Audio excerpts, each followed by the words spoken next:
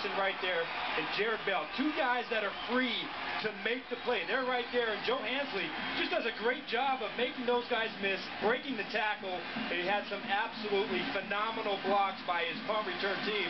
But Joe Hansley has been all over the field today. He had a huge play in last year's Rocky Mountain Showdown, the touchdown, and here he is today doing it wide receiver and getting the Rams back very well, but they made critical mistakes, penalties that set them back and forced field goals instead of touchdowns. From 44. You bet. Last year, only 6 of 8 was Will Oliver. The fewest attempts for Colorado since 1982. His long last year was 37. He's done better than that already today. This is a different Colorado team. Watch out, Pac-12. These bumps could surprise some people. Answer the call when they need to make a play. Let's see what happens. Kaufman, deep receiving kick. Gutsy play. See if it pays off. Yes, it does. Kaufman on the move. Here he goes. Catch him a Metro.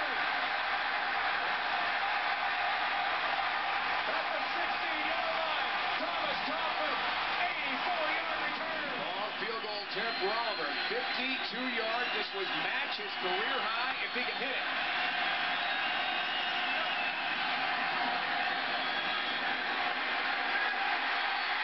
He's got it.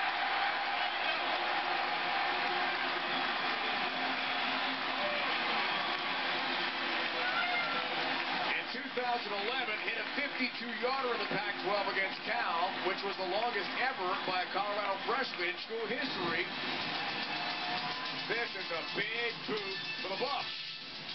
In a back-and-forth game, Rocky Mountain Showdown. Tackle of Parker Warren, the strong safety, absolutely beat the crackback block and destroyed that play at the point of attack. Nice job of using his eyes, reading the play, and being aggressive. From Wheat Ridge, Colorado, just west of downtown Denver. Big-time high school star in this stadium had a 56-yard state championship game-winning touchdown run. Hoping to finish out his career in this stadium on a high note. Pressure off the edge. Dumped off the complete catch. He lost the ball. Henderson picks it up. Henderson. Scoop and score. Colorado. 52 yards for Greg Henderson.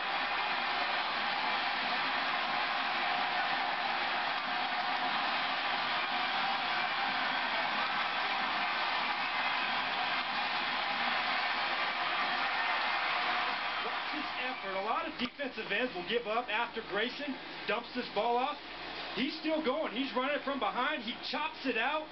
And then Greg Henderson is right there to scoop and score. That is a big-time effort. When you talk to Kent Baer, those are the efforts that he is looking for right here. Right into the Buffalo student section. Third down. Over the middle. Whoa, that's going to hurt. It was upended by Parker Arms. Cartwheel for Cartwright. Wow.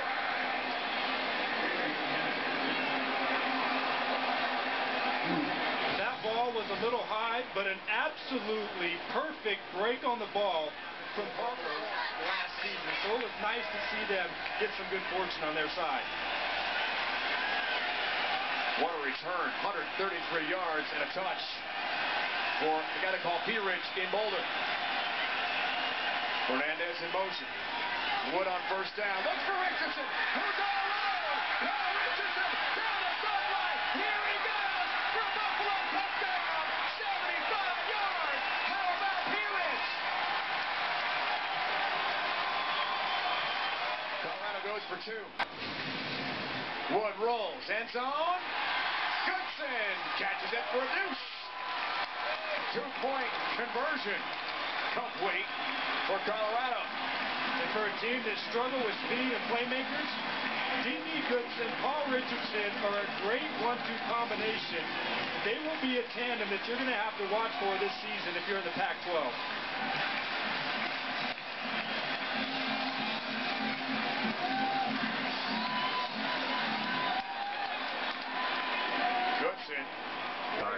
yards a catch. And folks, we can't emphasize enough how bad things were for Colorado last year. With all due respect to John Season and Eric, Embry, the enemy, why couldn't they get it done? 41 points last year, partner. 35 was the best all season. And you got to feel good. These players have gone through at least 2 seasons of absolute misery. They have never really had a chance in any game they've lined up in. They got demoralized week in and week out. For them to experience this kind of success, especially on the offensive side of the ball, it's been a long time for the guys who have been on this team for the last few years. I think they might be excited at Boulder. I think just a little bit.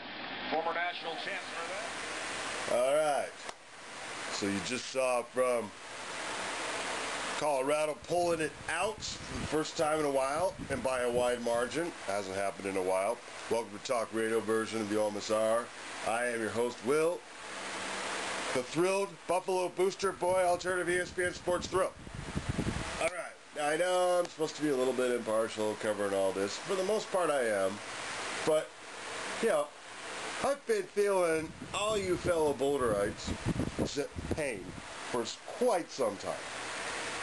You know, Colorado is one of the first universities I started rooting for back in 89 and 90. Way back in the day.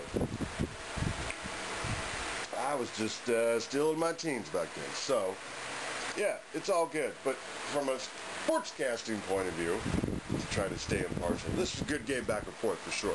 You sort of saw shades of it. I know some of you out there, you have to agree with me. You were like, uh-oh, here we go again type deal. Colorado State was driving it, and then boom, that fumble return. Yeah, the ball has just not been bouncing Colorado's way for quite some time. Dan Hawkins and his, what would you guys call it there in Boulder? I'll leave it up to you. Hey, being a Taoist myself, you know, it's great in life, but in football, I don't think it probably took so well.